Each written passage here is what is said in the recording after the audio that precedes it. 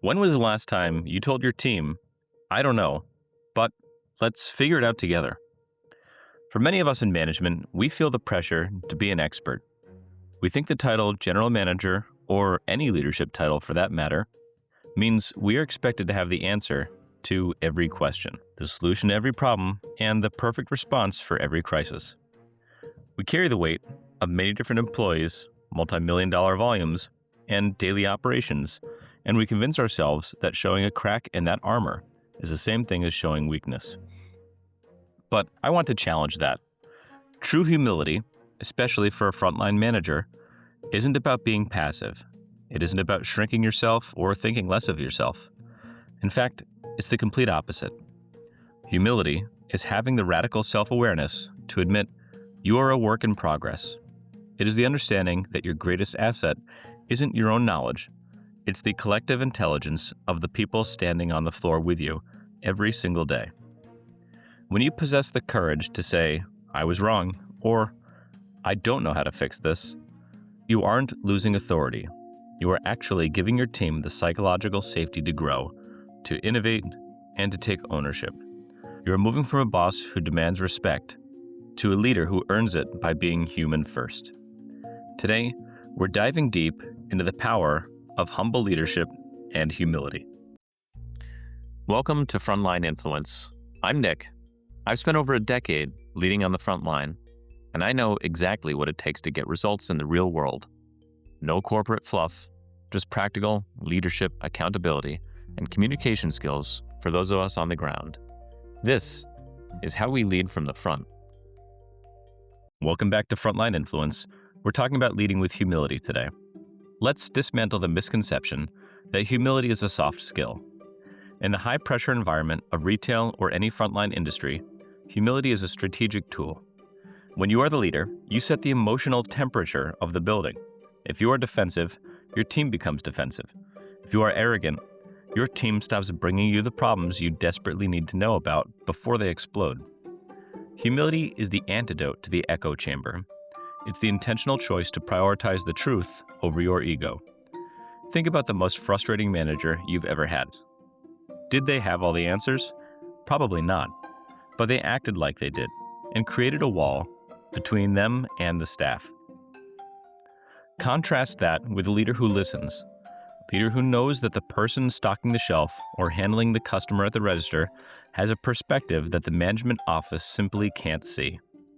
By leaning into humility, you are essentially saying to your team, I trust you enough to admit I don't have all the answers, and I value your input enough to change my mind.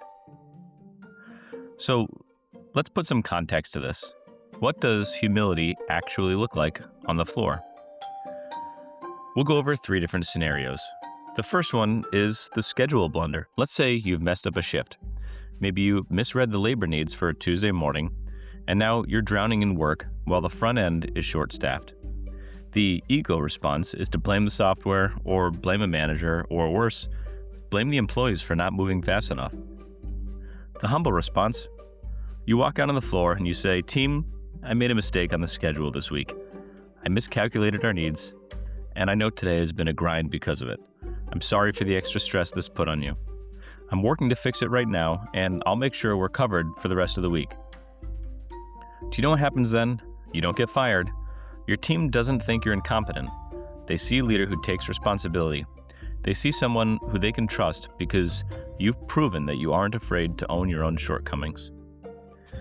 The next example is the technical knowledge gap.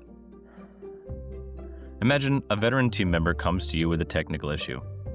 Maybe a piece of equipment is acting up, or a specific process isn't working as intended. Instead of feigning knowledge or trying to figure it out by yourself in your office, you stop.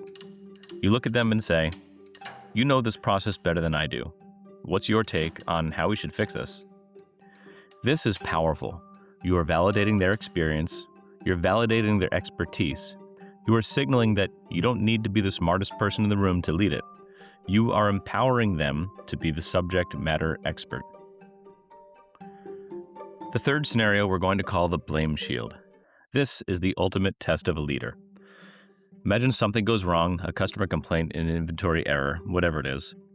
and someone from corporate or an outside department is looking for someone to blame.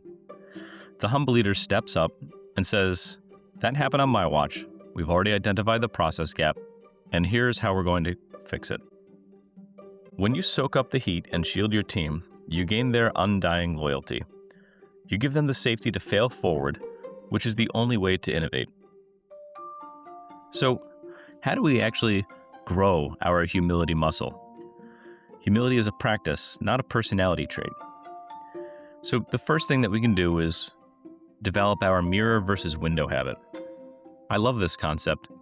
When things go wrong, the humble leader looks in the mirror and asks, "What could I have done differently? Did I provide the right training? Did I communicate the expectations clearly?" When things go right, the humble leader looks out the window and points to the team.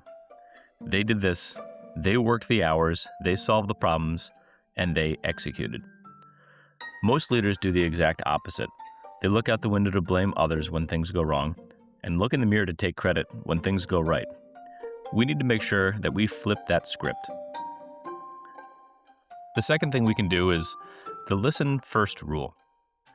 Before you speak in a meeting, count to 3. Before you give your opinion on a problem, ask 2 questions. Practice deep, active listening. Put your phone down, make eye contact, and really listen to the answer. Often, if you wait long enough, your team will offer the solution you are about to command them to do. The third thing is called the "I don't know" challenge. Next time someone asks you a question and you don't have the answer, resist the urge to fill the silence. Simply say, "That's a great question, and I don't have the answer right now. Let me find out, and I'll get back to you." We're closing this episode with a challenge that is going to be uncomfortable, but that's how we know that it works. This week, I want you to walk up to one person on your team, someone you trust, and ask him this question: "What is one thing I can do to make your job easier?" And then, and this is the hard part, don't defend yourself. When they give you the answer, don't explain why you do things a certain way. Don't tell them why it can't happen. Just listen and say, "Thank you for being honest." And then, you need to go do something about it. If they tell you that you interrupt them too much at work, work on that. If they tell you that a process is broken, it's your job to fix it. Leadership isn't a title. It's a series of actions that show your team that you're in the trenches with them and that you're willing to grow just as hard as you expect them to. So stay humble, keep leading, and I'll see you on the next episode of Frontline Influence.